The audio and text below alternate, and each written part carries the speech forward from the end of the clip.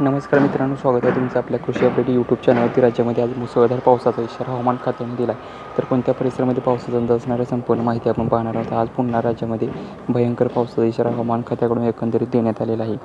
तर राज्यातील आज पुन्हा जोरदार पावसाचा इशारा आहे. अनेक ठिकाणी जोरदार पाऊस कोसळत आहे. आज राज्यातील चंद्रपूर, नागपूर, अमरावती, शेगाव, वाशिम, छत्रपती संभाजीनगर, जळगाव तसेच या परिसरामध्ये आणि तसेच नगर, नाशिक, पालघर, मुंबई, पुणे, सातारा या परिसरामध्ये भयंकर पाऊस होण्याचा इशारा हवामान खात्याने दिलेला आहे.